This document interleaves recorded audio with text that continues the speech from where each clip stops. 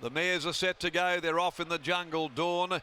And back there last is Amber Glide early on. Baby Paris stepped out of the gates brilliantly today, though, and she led them through the first 100. Fine touch around the outside, goes up and takes her on for the lead ahead of DT Black Spirit.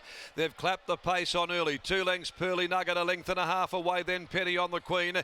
Duchess of Gossip had landed midfield. A length and a half to Valency, and over on the outside next of all is Rusty Dreams. A length and a half away behind those is Amber Glide, and then Goddess of Giving, and the old mare is last of all, Jadavi, as Baby Paris takes them to the 700. 3/4, now a half a length, Pearly Nugget going up to sit 3 deep between horses. Fine touch, there's plenty of pressure building, but the field strings out. On the rails, DT is fourth, a little over a length, Black Spirit being heeled along. Penny on the Queen, Duchess of Gossip, followed by Valency, followed further back then by Rusty Dreams. Amber Glide as a party hard at work as they come to the turn from Goddess of Giving and Jadavi. Straightening up, homeward bound, Baby Paris flattened out. DT about to get off its heels. They beat off Fine Touch. Here comes Duchess of Gossip and also Valency. And down the outside as well is Rusty Dreams coming with a great run. Over on the inside, Baby Paris kicks though. Baby Paris, Rusty Dreams charging at it. Baby Paris in front. That's the real Baby Paris.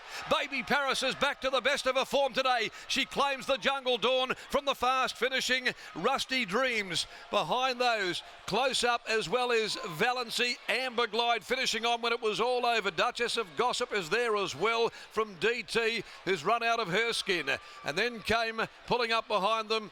At the head of the others was Pearly Nugget, also Goddess of Giving.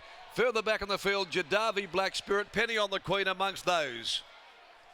Baby Paris. She got out of the gates today. She got out brilliantly. And she's carried 58 and a half. And she's gone from top to tail to beat Rusty Dreams and Valency third in the photo from 7 Duchess of Gossip. 1:23.36 the time, and the interim placings are 1:4.67. A lot of them are off the bridle in running. Baby Paris had really put the pressure on, and she absorbed a fair bit of it as well. Clinging on by a short neck. 1 1/4 second and third, and 34.80 the sectional. But it is another stakes winning achievement by a playing God mare. He continues to just stamp winner after winner here in WA. Out of War in Paris for Gary Bowen, Goldfields owned, her 7th win from 14, and she was back to the very best of her form today with a brilliant start. Peter Nucky fired her out of the gates, and Peter has been able to lift her to the line here this afternoon and cling on. Of course, Pete won the race going back quite some time ago, 20 years ago in fact, the last time that he punched home a winner in this race aboard Tantra Dancer for Paula Wag. Clinging on desperately from Rusty Dreams by Universal Ruler from She Done Him Wrong. Michael Lane, Chris Parnham and Valency third. Another grand effort by this gingerbread man mare from Secret Mac, Jade McNaught, Robin Lockwood. Okay, the next is the Crown Perth Winterbottom at Group 1 level at 5:20, 17 and 18 the scratchings. Lockie joins us in the yard. Michael Lane as we speak. Mr. Webb, I'll grab you for a word. Congratulations firstly. When this mare is on her best behaviour, she shows her true self, and that's exactly what occurred today. Exactly.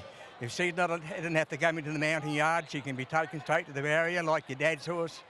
They put their best in, and she goes in the barrier beautifully. She jumps good, and she races at her best. And from there, she found the front instantly. Yeah. To be honest, she was kept honest by a few horses to her outside, but as we said, on her day, she's such a tough mare, and that's exactly what she showed today. She's great.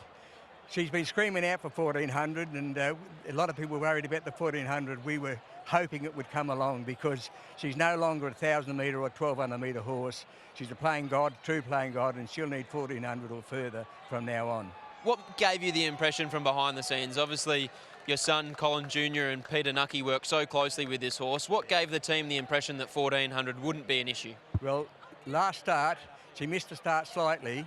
Peter had to hunt very hard to even make up pace with them.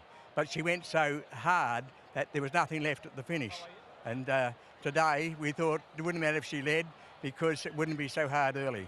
Now, Mr. Webb, on a more lighter note, her owner, Gary Bowen, he has never seen her win in person, and he can finally realise that he's not the mock. Well, he wasn't going to come down today, and I said, don't be silly. The horse doesn't know whether you're here or not, mate. You've got to come down. He's rapt he did come down.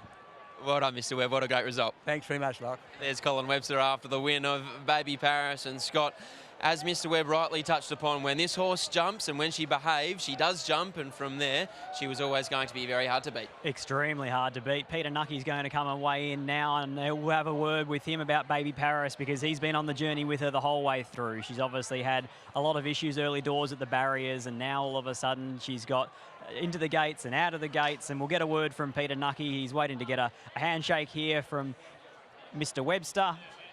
Graham Webster's giving him a handshake. Now he's having a chat. PK, when she jumps, she's just a different mare. Exactly right. That's 100% right. When she can be in that 1-2 position, when she's not crowded with other horse around her, she really focuses on what she has to do, and she worked so good Tuesday morning. I came in and I said to Webby, if I can be 1-2, she should just win. You know, she's a class horse. I know her form's tapered right off, but she's never got the run that she had in Belmont when she won that listed race, and she showed what she can do. First time 1400 metres, 58.5 kilos. Now, in some senses, she's well weighted at that, but also she has to carry that weight, and she's not that big. No, she's not, but she's a strong horse. She's got a good barrel on her. You know, she was well weighted to win the race, and the 14 I never had a problem. She relaxes so good for us. She's done enough track work, and they've prepped her really well. The boss and Webby, they've prepped her so well for this race, and you know, she can aim for the gold rush. It might be, yeah, the dream, but that's where she's going to head. Yeah. It's a nice paycheck for Gary Bowen if she's able to come out successful in a gold rush. Now, she may have relaxed nicely for you, but they didn't give you any peace. No, I might have went a little bit too slow when I got to the 1,000, and that probably made them come to me. Yeah, but it's not really on the pace day to day, so I had to be mindful not to be overcooking her. So she had that in the tank. But all credit to everyone at the stable, Bloomy, Brandon. Everyone loves her, and she showed her how good she is. Congratulations, well done. No, thank you. So that brings us to the big one of the day, the Winterbottom Stakes. So, Scotty, come back over here, and Ronnie, let's talk about the speed first of all. We're going to come back and talk more about it in a little while. So we've got some interviews coming up from track work during the week, and also the very emotional Bjorn Baker of the story that went viral of his wife filming him watching the year in review. He looks a bit emotional here today, actually. I think he's quite nervous that Overpass is ready to go and make it the big sprinting double, because now you've got a big sprinting double. The Quokka and the Winterbottom become your two biggest races for the speedsters. And he can come again next year and defend his Quokka title. It's now worth $5 million, another $1 million up from the inaugural year. So he's already made a name for himself over here, Overpass, with his Quokka attributes, and obviously that day holding out Amelia's Jewel. She's the pride of the West, but he was a little bit too good for her that day. And the question is now that we've seen a leader win in Baby Paris, do we start to now turn back in that corner? Because for the last couple of hours we've been starting to knock him down the pecking order. Well, I think that winner was the difference between Overpass running $3 plus or staying firm. I think he stays